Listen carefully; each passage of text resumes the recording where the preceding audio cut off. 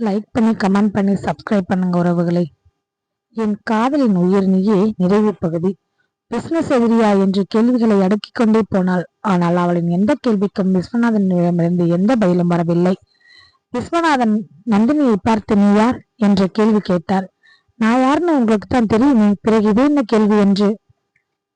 என் காதலின் உயிர் நீயே நிறைவு பகுதி. நந்தினி தன் மாமியாரிடம் பேசிவிட்டு காலையில் ஆபீஸ்க்கு டைம் ஆகிவிட்டது என்று காரில் ஆபீஸ்க்கு கிளம்பினாள்.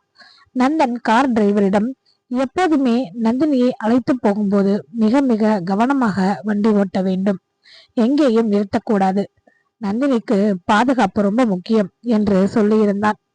இது நாள் வரை எந்த பிரச்சனையும் இல்லாமல் தான் இருந்தது. ஆனால் இன்று என்னதான் கவனமாக இருந்தும் நந்தினியை 4 பேர் மயக்க மருந்து கொடுத்து கடத்தி விட்டார்கள். இங்கே ஆகாஷ் வெகு நேரமாக நந்தினிக்காக காத்திருந்தான். அவளுடைய கார் வரவே இல்லை. எங்கே போனாள் அவள்? இந்த வழியாகத்தானே வருவாள், என்னவாயிற்று என்று கோபமாக கத்தினான். இங்கே ஆஸ்திரேலியாவில் நந்தன் தனது வேலைகளை கவனித்துக் கொண்டிருந்தான். ஏனோ அவன் மனம் இன்று ஒரு நிலையாக இல்லை. காரணம், காலையில் எழுந்ததும் நந்தினி அவனுக்கு அனுப்பி இருந்த குட் மார்னிங் மெசேஜை பார்த்தவன் அவனும் பதிலுக்கு குட் மார்னிங் டி ரசகுல்லா, மிஸ் யூ டி என்று அனுப்பியிருந்தான். ஆனால் அவளிடமிருந்து எந்த ரிப்ளையும் வரவில்லை. மொபைலை அடிக்கடி பார்த்து பார்த்து கொண்டிருந்தான். ப்ளூடிக்கே காண்பிக்கவில்லை. காலையிலிருந்து போன் செய்தால் லைன் கிடைக்கவில்லை. நண்பர் நாட் ரீச்சபிள் என்று வந்தது. வெகு நேரம் பொறுமையாக இருந்தவன் மொபைலில் ஒரு வீடியோவை பார்த்தான். அவ்வளவுதான், அவன் உலகமே நின்று விட்டது. என்ன இது?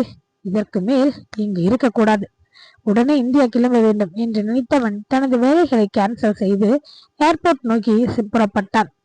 மதுமிதா காவியாவிற்கு போன் செய்து நடந்தவைகளை ஒன்று கூட விடாமல் சொல்லியிருந்தாள்.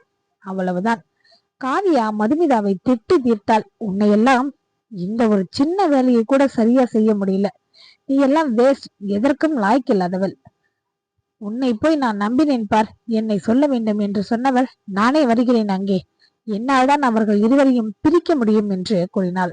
அவளும் இந்தியா கிளம்பினாள். வந்தனா அவளது அறையில் மயக்கத்தில் இருந்தாள். கண் விழித்து தான் இருக்கும் நிலையை எண்ணி கண்ணீர் சிந்தினாள். தன்னால் எதுவும் செய்ய முடியாது, தன்னை காப்பாற்றிக் கொள்ளவும் முடியாத நிலையில் இருக்கும் போதுதான் இவ்வளவு நாள் நந்தினி அடித்து வாய் வார்த்தையால் வதைத்தும் பேசும்போது அவளும் இப்படியான மனநிலையில் தானே இருந்திருப்பாள். நான் எவ்வளவு கொடுமைக்காரியாக இருந்திருக்கிறேன் என்று எண்ணினாள். சரி, தன்னை எப்படியாவது இந்த அறையில் இருந்து விடுவித்துக் கொள்ள வேண்டும் என்று தன் கைகளில் கட்டி இருந்த கட்டை உருவ முயன்றாள். ஆனால் அவளால் அது முடியவில்லை. நேற்று இரவு ஆகாஷ் கையை கட்டிய போது அதே நிலையில் கையை வைத்திருந்தவளுக்கு வலிதான் அதிகமாக இருந்தது. கஜலட்சுமி அந்நேரம் வந்தனாவின் அறைக்கு வெளியே நின்று கதவை தட்டினாள். அறை கதவு திறக்கவும் இல்லை. அவள் கேள்வி கேட்டதற்கு எந்த பதிலும் வரவில்லை. என்ன இது? யாருமே இன்னைக்கு காலையிலிருந்து சாப்பிடுவதற்கு கீழே வரவில்லை. சரி, 2 பேரும் தூங்குகிறார்கள் என்று நினைத்தேன். இப்போ வந்து பார்த்தா 2 பேரும் ரூமை விட்டு வெளியில் வரவில்லையே என்று யோசித்தவள், சரி ஆகாஷுக்கு இல்ல வந்தனாவுக்கு போன் செய்து கேட்கலாம் என்று வந்தனாவின் நண்பருக்கு போன் செய்தாள். வந்தனாவின் போன் சவுண்ட் கேட்டது. ஆனால் போன் அட்டன் செய்யப்படவில்லை. சரி, ஆகாஷ்க்கு போன் செய்வோம் என்று எண்ணி ஆகாஷ் நம்பருக்கு கால் செய்தாள். ஆகாஷ் தனது அம்மாவின் போன் நம்பரை பார்த்து கடுப்பாகி போனை கட் செய்து விட்டான். ஆனால் கஜலட்சுமி விடவில்லை. மீண்டும் மீண்டும் அவனுக்கு அழைத்தாள். ஆகாஷ்க்கு இந்த அம்மாவுக்கு என்னதான் பிரச்சனை, போன் பண்ணி என்ன டார்ச்சர் பண்றாங்க என்று போனை அட்டன் செய்து, எதுக்குமா இப்படி விடாமல் போன் பண்ணிட்டே இருக்க, என்ன விஷயம் என்றான். டேய், என்னடா எதுக்கு இப்படி கத்துற, எங்க இருக்க நீ என்றாள். நான் ஆபீஸ்ல இருக்கம்மா. ஆபீஸ்லயா? டேய், என்னடா சொல்ற, காலையில இருந்து நான் உன்னை பார்க்கவே இல்லையே, எப்ப போன என்று கேட்க, அம்மா நான் நைட் வீட்டுக்கே வரவே இல்லை, நேற்று வேலை அதிகம், அதனால் நான் வேலையை முடித்துவிட்டு என்னுடைய கெஸ்ட் ஹவுஸுக்கு போய்விட்டேன், காலையில் அங்கிருந்துதான் கிளம்பினேன், போதுமா, இப்ப போனை வையுங்கள் என்றான். நீ ஆபீஸ் போய்விட்டாய், இந்த வந்தனா எங்கே, நேற்றிலிருந்து நான் பார்க்கவில்லையே, இப்போ உங்க ரூமை தட்டினேன், அவள் திறக்கவே இல்லை என்றாள்.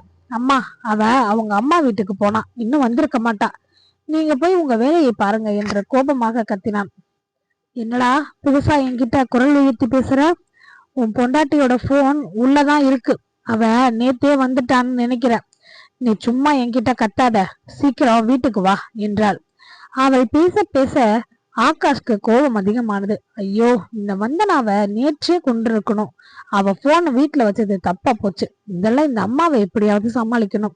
இந்த நந்தினி எங்கத்தான் போய் தொலைஞ்சாலோ என்று புலம்பியவன் தன் அம்மாவை சமாளிக்கும் பொருட்டு, அம்மா, அவ நல்லா தூங்குறா போல, நான் மதியமா வீட்டுக்கு வரேன், நீங்க போய் உங்க வேலையை பாருங்கள் என்றான். டேய், உனக்கு ஏதாவது அறிவு இருக்காடா? அந்த பொண்ணு மேல கொஞ்சம் கூட உனக்கு அக்கறையே இல்லையாடா? உனக்கு அம்மா என்னம்மா உங்க பிரச்சனை? காலையில இருந்து என்ன டார்ச்சர் பண்றீங்க என்று கத்தினான். டேய், என்னதான் நினைச்சிட்டு இருக்க? அந்த பொண்ணு கர்ப்பமா இருக்கா. அவ வயித்துல இந்த வீட்டோட வாரிசு வளருது. அதுக்கு நீதான் அப்பா. அந்த அக்கறையாவது கொஞ்சம் இருக்கணும்ல. ஒரு குழந்தைக்கு அப்பாவாவது மட்டும் பெருசு இல்ல. அந்த குழந்தையை சுமக்கிற உன் மனைவியையும் கவனமா பாத்துக்கணும். அவளை நேரத்துக்கு சாப்பிட வைத்து மருந்து மாத்திரைகள் கொடுத்து பக்கத்துல இருந்து பாத்துக்கணும்டா. நீ என்னடானா அங்க போய் கம்பெனில உட்கார்ந்துகிட்டு வாய் பேசிட்டு இருக்க என்ற கஜலட்சுமி சொல்ல ஆகாஷ்க்கு அதிர்ச்சியாக இருந்தது. என்னது, வந்தனா மாசமா இருக்கலாம்? அவ என்கிட்ட இதை பற்றி சொல்லவே இல்லையே என மனதில் நினைத்தவனுக்கு முதலாக தன் மனைவியின் மீது ஒரு அக்கறை வந்தது. தன் குழந்தையை சுமப்பவள் என்ற எண்ணம் மேலோங்கியது. ஆனால் அதெல்லாம் சில நொடிகள் தான். அதற்கு காரணம், அங்கிருந்த அடியாள் ஒருவன், சார், நந்தினி மேடம் அந்த கார் அடுத்த தெருவில் நிற்கிறது என்று சொன்னதும் வந்தனாவை பற்றிய எண்ணங்களை ஒதுக்கி வைத்து விட்டு நந்தினியை பற்றிய சிந்தனைகளை மேற்கொண்டான். அவன் அம்மா வேறு போனில் இருப்பதை அறிந்தவனுக்கு அப்போதுதான் நினைவு வந்தது. அம்மா கேட்டிருப்பாங்களோ என்று. அம்மா, அம்மா என்று போனில் அழைத்தான்.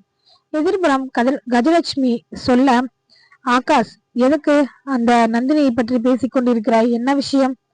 அம்மா, அது வந்து நந்தினி இன்னும் ஆபீஸ் வரலம்மா, அதான் எங்க போனான்னு தேடிட்டு இருக்கேன் என்று கூற, டேய் ஆகாஷ், நான் உன்கிட்ட ஒண்ணு கேட்கணும். உன் அண்ணன் 2 நாள் ஆக போகுது, இன்னும் வீட்டுக்கு வரவில்லை.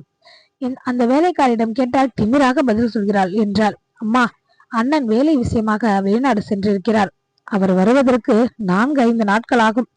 நீங்க போய் உங்க வேலையை பாருங்க என்றான். என்று கூறிவிட்டு கஜலட்சுமி அடுத்து என்ன பேச வருகிறாள் என்பதை கூட கேட்காமலேயே போனை கட் செய்து விட்டான். கஜலட்சுமியோ இவனிடம் பேசி எதுவும் ஆக போவதில்லை. அவன் என்ன நினைக்கிறானோ அதைத்தான் செய்வான். அவனுக்கு அக்கறை இருந்தால் அவன் பொண்டாட்டியையும் அவன் வயிற்றில் இருக்கும் அவன் குழந்தையும் அவனை பார்த்து கொள்ளட்டும் என்று அவளும் அவள் வேலையை பார்க்க சென்று விட்டாள். நந்தினியை கடத்தி வந்தவர்கள் அவளை ஒரு சேரில் அமர வைத்து அவளின் கை கால்களுக்கு வலிக்காதவாறு கட்டினார்கள். யாருக்கோ போன் செய்து, நீங்க சொன்ன வேலையை நாங்கள் முடித்து விட்டோம், நீங்க எப்ப வரீங்க என்று கேட்க, நான் இப்போ அங்கதான் வந்துட்டு இருக்கேன், நீங்க அங்க வெயிட் பண்ணுங்க என்று சொல்லியவர் மிக விரைவில் நந்தினி இருக்கும் இடத்திற்கு வந்து சேர்ந்தார். அங்கு வந்தது வேறு யாரும் இல்லை, நம் விஸ்வநாதன் தான். அவரை கண்டதும் நந்தினியை கடத்தியவர்கள் விஸ்வநாதனிடம், சார், நீங்க சொன்ன வேலையை நாங்க முடிச்சிட்டோம், நாங்க போலாமா? இனிமே நீங்க அவங்கள பாத்துக்கோங்க. நீங்க சொன்ன மாதிரி மயக்க மருந்து கம்மியா தான் கொடுத்திருக்கோம், இன்னும் கொஞ்ச நேரத்துல கண் முழிச்சிடுவாங்க என்றனர். இல்ல, நீங்க இப்ப போக கூடாது, உங்களோட வேலை இன்னும் முடியல.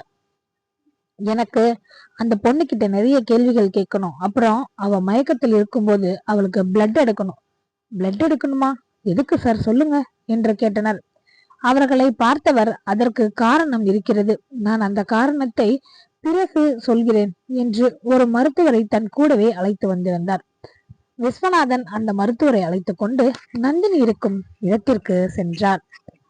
மருத்துவர் நந்தினியின் இரத்த மாதிரிகளை சேகரித்து கொண்டு விஸ்வநாதரிடம், சார், இன்னைக்கு ஈவினிங் உங்களுக்கான ரிசல்ட் வரும், கொஞ்சம் வெயிட் பண்ணுங்க என்றவர் அங்கிருந்து கிளம்பி விட்டார்.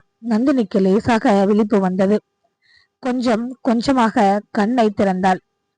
திறந்து பார்த்தால் அவளுக்கு எதிராக விஸ்வநாதன் அமர்ந்திருந்தார். அவரை பார்த்ததும் நந்தினிக்கு கோபம் வந்தது. சார், எதுக்கு என்னை இப்படி கடத்தி வச்சிருக்கீங்க என்று கேட்டாள். நீங்கள் யார்? என் ஹஸ்பண்டுக்கு ஆகாதவரா? இல்லை, அவர் பிசினஸ் எதிரியா என்ற கேள்விகளை அடுக்கிக் கொண்டே போனாள். ஆனால் அவளின் எந்த கேள்விகளுக்கும் விஸ்வநாதனிடமிருந்து எந்த பதிலும் வரவில்லை. விஸ்வநாதன் நந்தினியை பார்த்து, நீ யார் என்ற கேள்வியை கேட்டார். நான் யாருன்னு உங்களுக்கு தான் தெரியுமே, பிறகு இது என்ன கேள்வி என்று பேசினாள்.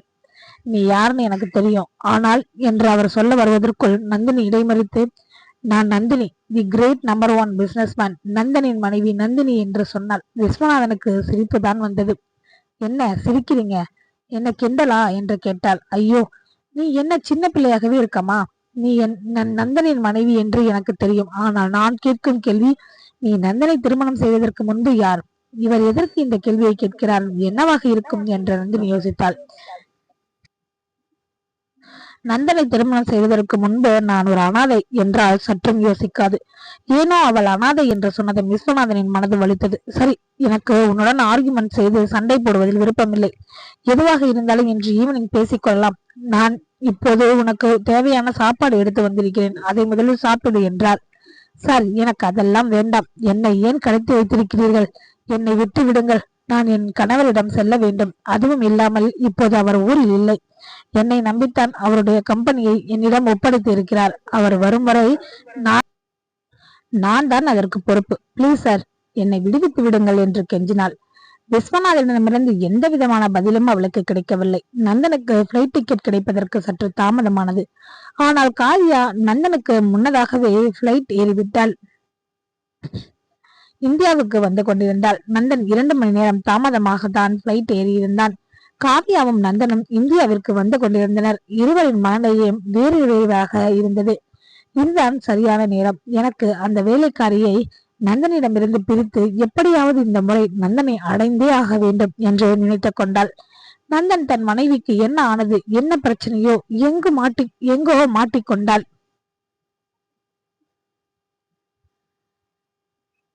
மாட்டிக்கொண்டிருக்கிறாள். அவளை விட்டு இனி ஒரு நொடி கூட எங்கேயும் செல்லக்கூடாது. சாரிடி ரசகுல்லா, நான் உனக்கு எந்த ஆபத்தும் வராமல் பார்த்துக் கொள்வேன் என்று நினைத்தான். ஆகாஷ் நந்தினி எங்கே போனாள் என்று தேட ஆரம்பித்தான். விடமாட்டேன், அவள் எனக்குத்தான் என்று புலம்பிக் கொண்டே அலைந்தாள். மதுமிதா இப்போது அமைதியாக தன் கணவன் தருணிடம் பேசினாள். தருண், பிளீஸ், நான் சொல்றத கொஞ்சம் கேளுங்க.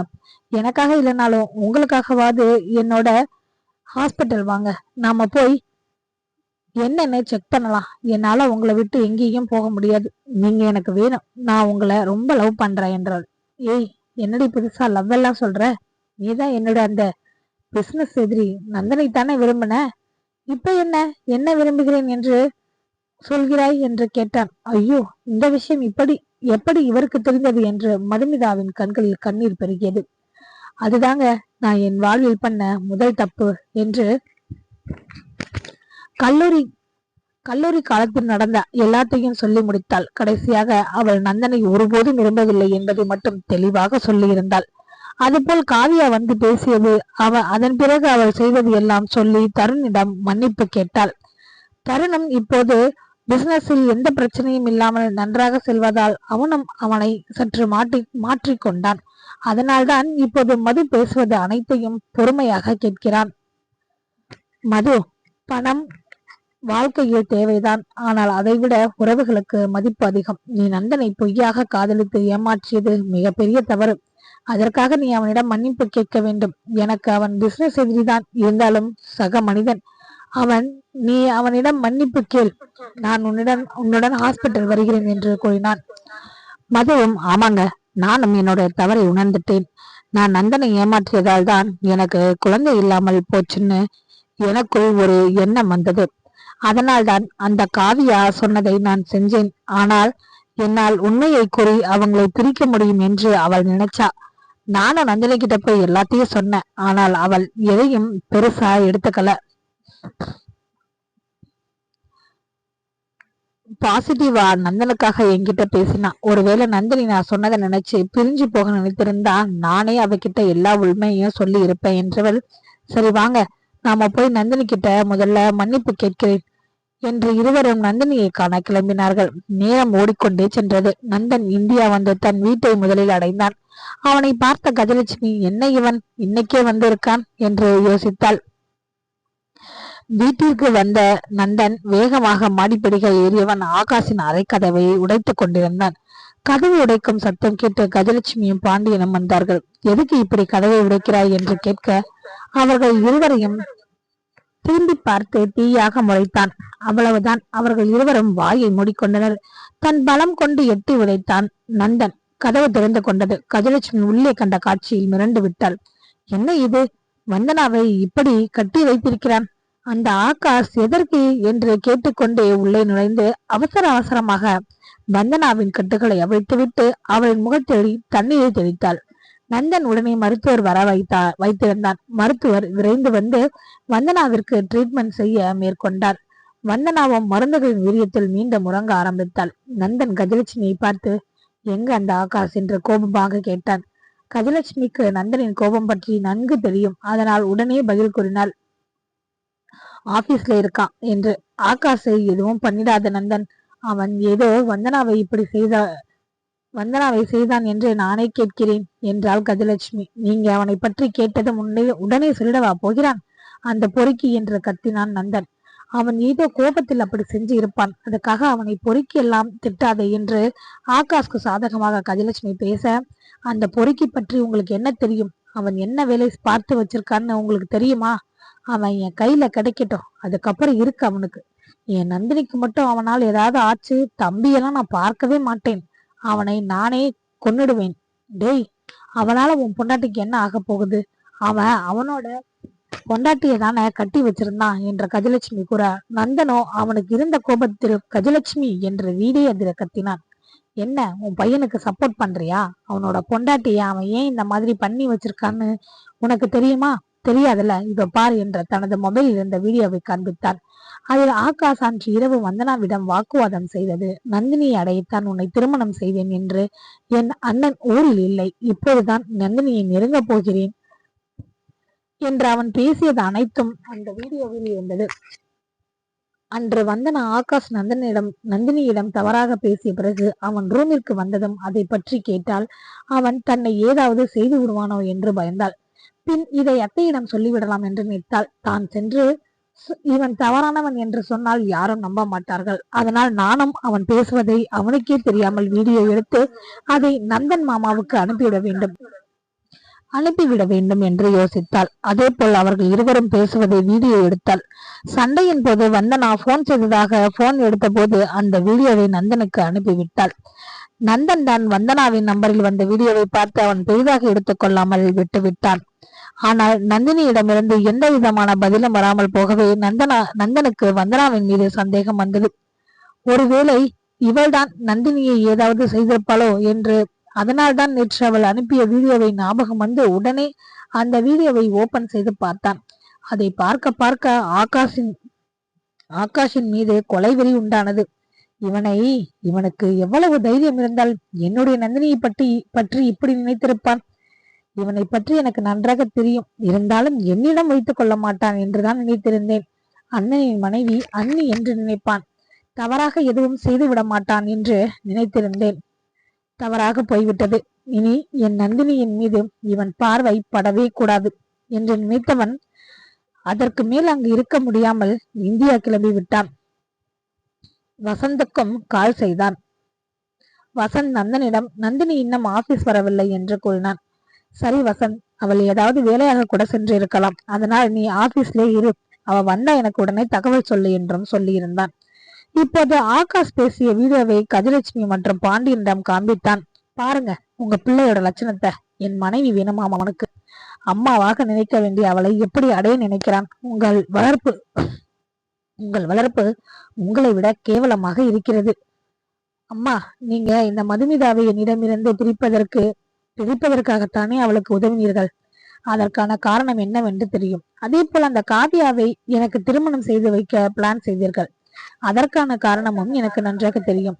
பணம் இல்லை, சொத்து இல்லை என்றுதான் அவளை என்னிடமிருந்து பிரிப்பதற்காக அவளுக்கு உதவி செய்தீர்கள். காவியாவிடம் பணம் இருப்பதால் என்னை அவளுடன் திருமணம் செய்து வைக்க வேண்டும் என்று நிறைய சதி வேலைகள் செய்துவிட்டீர்கள். சரி போகட்டும். நான் முதலில் என் நந்தினியை தேடி கண்டுபிடிக்க வேண்டும். பிறகு உங்களிடம் வந்து பேசிக் கொள்கிறேன் என்று கூறிவிட்டு நந்தினியை தேட ஆரம்பித்தார். நந்தினி வீட்டில் இருந்து போகும் வரை உள்ள வழிகளில் உள்ள சிசிடிவி புட்டேஜ்களை ஆராய்ந்து கொண்டே சென்றான். கடைசியாக அவள் கார் அவன் ஆபீஸ்க்கு 2 கிலோமீட்டர் முன்பு நின்று இருந்தது. தெரிந்தது. அங்கு இறங்கியவன் அருகில் ஏதாவது கேமரா பொருத்தப்பட்டிருக்கிறதா என்று பார்த்தான். அப்போதுதான் நந்தனின் கண்ணில் அங்கே எதிரே இருந்த சூப்பர் மார்க்கெட்டில் இருக்கும் கேமரா கண்ணில் பட்டது. அதை பார்த்தபோது அங்கு சென்று விசாரித்த போது அந்த சூப்பர் மார்க்கெட்டில் உள்ள முதலாளி கேமராவை ஆபரேட் செய்யும் அறைக்கு சென்று காண்பித்தார். அப்போது நந்தினியை 4 பேர் காரில் இருந்து வெளியில் இழுத்து அவள் முகத்தில் மயக்க மருந்தை வைத்துவிட்டு டிரைவரையும் மயக்கமடைய செய்துவிட்டு இருவரையும் வெவ்வேறு கார்களில் ஏற்றியதை பார்த்தான். அந்த கார் எந்த பக்கம் செல்கிறது என்று பார்த்தவன் அப்போதுதான் கவனித்தான் அந்த நால்வரும் அணிந்திருந்த டிரெஸ்ஸை. அது ஒரு பெரிய குடும்பத்தைச் சேர்ந்தவர்களுக்கு மட்டும் ஸ்பெஷலாக அப்பாயின்மெண்ட் செய்யப்படும் பாடி கார்ட்ஸ் என்று. எந்த குடும்பமாக இருக்கும், யாராக இருக்கும், நந்தினியை கடத்தியதில் யாருக்கு லாபம் என்று யோசித்தவன் நினைவு விஸ்வநாதனிடம் வந்து நின்றது. விஸ்வநாதன், ஓஹோ, என்ன விஸ்வநாதன் என்னிடம் பேச்சுவார்த்தை நடத்துவார் என்று நினைத்தேன். அவர் என்ன என் ரசகுல்லாவை என்னிடமிருந்து தூக்கிவிட்டார். சரி, எப்படியும் அவருடைய பேத்தி அவள்தான் என்று தெரிந்ததும் நம்மிடம் வந்து விடுவாள். அதுவரை நான் என் ரசகுல்லாவை பார்க்காமல் எப்படி இருப்பது? என்னால் இருக்க முடியாது என்று நினைத்தவன் நந்தினியின் போன் நம்பரை தன் நண்பன் ஒருவனுக்கு கொடுத்தான். அவனை நந்தினியின் போன் நம்பரை ட்ராக் பண்ண சொல்லி சொன்னான். அவன் சிறிது நேரத்தில் நந்தினியின் மொபைல் எங்கு இருக்கிறது என்று கூறினான். அட விஸ்வநாதன் சார், என்ன நீங்க இப்படி பண்ணிட்டீங்க? சரி விடுங்க, நானே உங்க வீட்டுக்கு வரேன் என்று விஸ்வநாதனின் வீட்டிற்கு சென்றான். அன்று மாலை நேரம் ஹாஸ்பிட்டலில் இருந்து விஸ்வநாதனுக்கு போன் வந்தது. சார், ரிப்போர்ட்ஸ் ரெடி ஆயிடுச்சு, உங்களுக்காக நாங்க அனுப்பி வைக்கிறோம் என்று ரிப்போர்ட்டையும் அனுப்பி வைத்தனர். விஸ்வநாதன் பதட்டத்துடனே அந்த ரிப்போர்ட்டை ஓபன் பண்ணி பார்த்தார். நந்தினி அவர்கள் வீட்டின் வாரிசு என்று தெரிந்தது. விஸ்வநாதன் கண்களில் கண்ணீர் வந்தது. அவர் அந்த ரிப்போர்ட்டை எடுத்துக்கொண்டு நந்தினியிடம் சென்றார். நந்தினி விஸ்வநாதனை கேள்வியாக பார்த்தாள். எதற்கு இவர் கண்களில் கண்ணீர் வருகிறது, என்னவாக இருக்கும் என்று விஸ்வநாதன் பொறுமையாக நந்தினியிடம் கேட்டார். நீ என் மகள் யசோதாவின் பெண் தானே என்று. அவர் அப்படி சொன்னதை கேட்ட நந்தினி அதிர்ச்சியாக அவரையே பார்த்தாள். அவள் கண்களிலும் கண்ணீர் வந்தது. நான் யார் என்று உங்களுக்கு எப்படி தெரிந்தது என்று கேட்டாள். விஸ்வநாதன் தன் கையில் இருந்த ரிப்போர்ட்டை அவளிடம் காட்ட நந்தினி அழுதவள் சத்தமாக சிரித்தாள். அப்படி என்ன? அப்படின்னா நீங்க என் அம்மாவோட அப்பா அப்படித்தானே என்றாள். உனக்கு நான் தாத்தாடா, என்னை இனிமேல் நீ அப்படித்தான் கூப்பிட வேண்டும் என்றார். என்னது, தாத்தாவா? எந்த விதத்தில் நான் உங்களை தாத்தா என்று கூப்பிடுவேன் என்றாள். சரி, உன் அம்மா எங்கே இருக்கிறாள்? நான் அவளை பார்க்க வேண்டும் என்று கேட்டார். நந்தினி இன்னும் சத்தமாக சிரித்தாள். என்ன விஸ்வநாதன் சார், இவ்வளவு வருடம் கடந்து இப்பதான் உங்க பொண்ணை பார்க்கணும்னு தோணுதா? உங்க பொண்ணு யசோதா இப்பதான் ஞாபகத்துக்கு வராங்களா என்றால். விஸ்வநாதனுக்கு குற்ற உணர்ச்சியாக இருந்தது. நான் உங்களை தாத்தா என்று கூப்பிடணுமா? தாத்தா, நீங்க இதுவரை எனக்கு என்ன பண்ணீங்க? சரி, என்னை விடுங்க. உங்க பொண்ணுக்கு நீங்க என்ன பண்ணீங்க என்று கேட்டாள். என் அம்மா இறந்து பல வருடங்கள் ஆகிவிட்டது. காதலில் ஏமாற்றம், அப்பாவின் அன்பிலும் ஏமாற்றம். என் அம்மா அப்படி என்ன பாவம் செய்தால்? காதலித்து திருமணம் செய்து கொண்டார். உங்களுக்காக விடுங்க. ஒரு அப்பாவா உங்க பொண்ணுக்கு நீங்க என்ன பண்ணினீங்க என்று கேட்டாள். என் அம்மா இருந்து பல வருடங்கள் ஆகிவிட்டது. காதலில் ஏமாற்றம், அப்பாவின் அன்பிலும் ஏமாற்றம். என் அம்மா அப்படி என்ன பாவம் செய்தால்? காதலித்து திருமணம் செய்து கொண்டார். நீங்கள் பணம், கௌரவம் பார்த்து என் அம்மாவை இவ்வளவு காலம் தேடவில்லை. இப்போது என்ன புதுசா உறவு எல்லாம் கொண்டாடுறீங்க? சரி, எங்க அம்மா யாரை திருமணம் செய்தார்கள் என்று தெரியுமா? அதுவும் தெரியாது. அவள் இப்படி பேசிக் கொண்டிருக்கும் போதே நந்தன் உள்ளே வந்தான். என்ன விஸ்வநாதன் சார், உங்க பேத்திய கடைசியா கண்டுபிடிச்சிட்டீங்க போல என்று நக்கலாக கேட்டான். விஸ்வநாதனுக்கு ஒரே அதிர்ச்சி. நந்தன், உங்களுக்கு இதெல்லாம் முன்பாகவே தெரியுமா என்றாள். தெரியும் சார் என்றான் நந்தன். யசோதாவை பற்றிய மொத்த கதையையும் அதில் நந்தினி பட்ட கஷ்டங்களையும் யசோதாவின் கணவர் வெங்கடேசன் அவர் உங்களுடைய கம்பெனியில் வேலை செய்தவர் என்பதையும் சொல்லியவன் கடைசியாக அவன்தான் விஸ்வநாதன் நந்தினியை நெருங்க வழிவகுத்து கொடுத்ததையும் சொல்லி முடித்தான். நந்தன் நந்தினியை பார்த்து, சாரடி ரசகுல்லா, எனக்கு இவர் தான் உன் தாத்தான்னு முன்பே தெரியும். ஆனால் நான் தான் இதை உன்னிடம் சொல்லவில்லை என்றான். பரவாயில்ல, விடுங்க, நாம இங்கிருந்து போகலாம் என்று நந்தனின் கையை பிடித்து வெளியில் வந்தாள். விஸ்வநாதன் நந்தினியிடம் கெஞ்சிக் கொண்டே வந்தார். வெளியில் நளினா தன் தாத்தா நந்தினியிடம் கெஞ்சுவதை பார்த்து, தாத்தா என்ன நடக்குது இங்க? நளினாவை பார்த்த விஸ்வநாதன் அனைத்தையும் கூறி முடித்தார். நளினா நந்தினியின் மாமா பெண், அதனால் நந்தன் அண்ணன் முறையாகிவிட்டான், அவ்வளவுதான். தன்னை ஏன் வந்து கொண்டாள் நளினா. தன் தவறை உணர்ந்தாள். ஆனால் நந்தினி விஸ்வநாதனை பார்த்து, இந்த பணத்தில் தானே என் அம்மாவிற்கு இப்படி ஒரு நிலை, இனி எனக்கு உங்கள் உறவு எதுவும் தேவையில்லை என்று கிளம்பிவிட்டாள். விஸ்வநாதனுக்கு காலம் கடந்துதான் அவருடைய தவறு புரிந்தது. நந்தன் நளினாவிடம் சென்றவன், நீ என்ன ரொம்ப நாளா ட்ரை பண்றேன்னு தெரியும், ஆனா நீ எனக்கு தங்கச்சின்னு, நான் உனக்கு அண்ணன் முறை, இதை நினைவில் வைத்துக்கொள் என்று சொல்லிவிட்டு அங்கிருந்து கிளம்பி விட்டான். வந்தனா கண் விழித்தவள் எழுந்து ரெஸ்ட் ரூம் செல்ல போனவள் தடுமாறி கீழே விழுந்தாள். அதில் அவள் வயிற்றில் அடிபட்டு வலி எடுக்க ஆரம்பித்தது. அவள் அலறல் சத்தம் கேட்டு கஜலட்சுமி ஓடி வந்தவள் அவளின் நிலையை கண்டு பதறினாள். உடனே ஆகாஷ்க்கு போன் செய்தாள். அவன் கோபத்தில் போனை அட்டன் செய்ய கஜலட்சுமி நடந்த அனைத்தையும் சொல்லி சொல்ல உடனே ஆகாஷ் உள்ளுக்குள் பயம் எடுத்தது. தன் அண்ணன் என்னை என்ன செய்ய போகிறானோ என்று கஜலட்சுமி வந்தனாவின் நிலையை கூறியதும் அவன் இதயம் ஒரு நிமிடம் நின்று துடித்தது. ஐயோ, என் குழந்தை என்றவன் அசுர வேகத்தில் வீட்டை நோக்கி வந்தான். வந்தனாவை உடனே ஹாஸ்பிட்டலில் சேர்த்தான். நல்ல வேளையாக குழந்தைக்கு ஒன்றுமாகவில்லை. வந்தனாவிற்குத்தான் லேசான வலி. அதற்கான ஊசி மருந்துகள் கொடுக்கப்பட்டு அவள் ரெஸ்ட் எடுத்துக் கொண்டிருந்தாள். நந்தன் வந்தனாவின் விஷயத்தை கேள்விப்பட்டு அவனும் ஹாஸ்பிட்டலுக்கு உடனே வந்தான். வந்தவுடன் ஆகாஷை 4 அறைகள் விட்டான். வந்தனாவுக்காகவும் உன் குழந்தைக்காகவும் தான் உன்னை சும்மா விட்டு செல்கிறேன் என்றான். ஆகாஷ் தன் அண்ணன் அண்ணி காலில் விழுந்து மன்னிப்பு கேட்டான். என்னை மன்னித்து விடுங்கள், நான் தெரியாமல் செய்துவிட்டேன். இனி இந்த தவறை நான் எப்போதும் செய்ய மாட்டேன். இனி நான் வந்தனாவுடன் நன்றாக வாழ்வேன். எனக்கு என் வந்தனாவும் என் குழந்தையும் போதும் என்று கெஞ்சினான். நந்தன் கஜலட்சுமியை பார்த்து, நானும் நந்தினியும் தனி கொடுத்தனும் போக போகிறோம் என்று சொல்ல, அப்போது நந்தினி மயக்கம் வந்து கீழே விழ போனவளை தாங்கி பிடித்தான். இவளுக்கு என்ன ஆயிற்று? இவள் ஏன் மயங்குகிறாள் என்று உடனே மருத்துவரை அழைக்க, மருத்துவர் நந்தினியை பரிசோதித்து விட்டு அவள் தாயாக போவதை அறிவிக்க நந்தனுக்கு சந்தோஷம் தாளவில்லை. கஜலட்சுமிக்கும் நந்தினி கர்ப்பமாக இருக்கும் விஷயம் கேட்டு சந்தோஷமாகத்தான் இருந்தது. ஆனால் அவரால் தன் மகன் மருமகளுடன் பேச முடியவில்லை. ஏனென்றால் அவள் நந்தினியை பேசிய வார்த்தைகள் கொஞ்சம் நெஞ்சம் இல்லையே. ஆகாஷ்க்கு கூட இப்போதுதான் தன் புத்தி உரைத்தது. தான் இத்தனை காலமும் தவறான வழியில் சென்றது எண்ணி ஆகாஷ் வந்தனாவிடம் சென்று அவளிடம் மனதார மன்னிப்பு கேட்டான். காதல் கொண்ட மனம் அவனை மன்னித்து ஏற்றுக்கொண்டது. மதுமிதாவும் தருணம் நந்தன் நந்தினியை பார்த்து மன்னிப்புக்கு ஹாஸ்பிட்டலில் இருப்பதை அறிந்து நந்தன் நந்தினியை சந்தித்து மன்னிப்பு கேட்டனர்.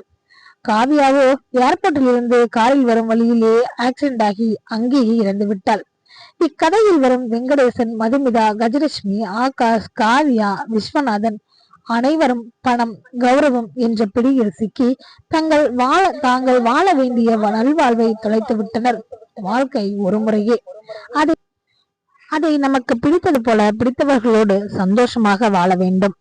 பணம் என்பது தேவைதான், ஆனால் பணம் மட்டுமே வாழ்க்கை அல்ல. நந்தனும் நந்தினியும் அவர்களின் குழந்தையுடன் சந்தோஷமாக அவர்கள் வாழ்வில் மேலும் மேலும் முன்னேற நாமும் வாழ்த்துவோம். மற்றும் நன்றி உறவுகளை. இந்த கதைக்கு ரொம்ப சப்போர்ட் பண்ணீங்க. லைக் பண்ணுங்க, கமெண்ட் பண்ணுங்க, சப்ஸ்கிரைப் பண்ணுங்க உறவுகளை.